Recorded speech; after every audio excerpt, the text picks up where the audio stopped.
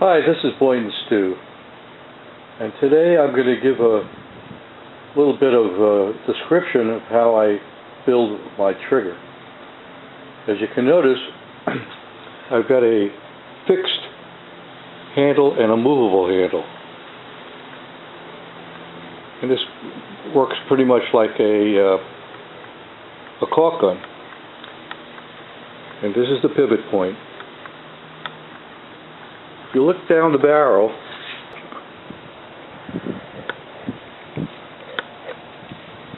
notice it doesn't protrude very much into the barrel, but it's enough. This is my projectile. This is about the smallest I could put in. You pull the trigger, that releases the pin, and you push it in. And then you lock it in. It's now locked in. There's no way I could pull that out. I'm really tugging hard on it. No way. When you release that trigger, it comes right out. It only has to go through the thickness of the PVC. CPVC, I should say. Next, I'm going to turn it upside down and show you the guts. Here's the trigger system upside down, and you can see the Phillips head screw. It's a pretty heavy-duty wood screw that's capturing a couple of wires that are bent around it. This is the pivot point. So when you pull it forward like a caulking gun, it pulls those two wires. This is the block that holds the spring that's pushing the pin down. And when I remove this screw and the one on the other side hold this block, and I've got a compression spring hot glued into that block. I'll remove the block and you'll understand what's going on. Okay, this is the guts of the trigger system.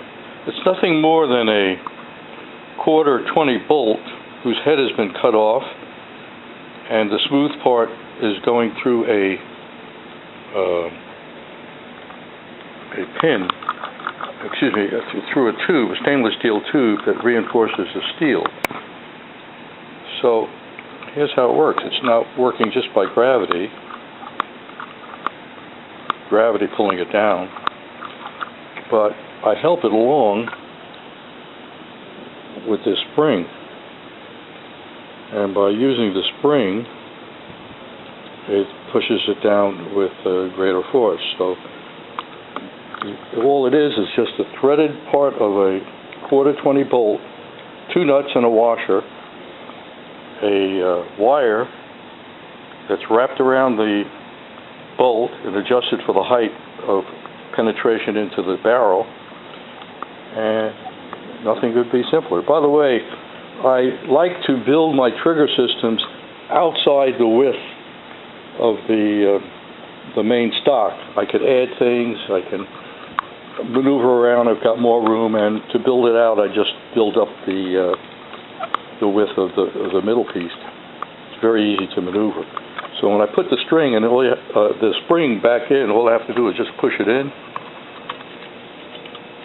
and I line up this with the hole, and we're done. So let's line up this with that hole, and we're done. Easy peasy.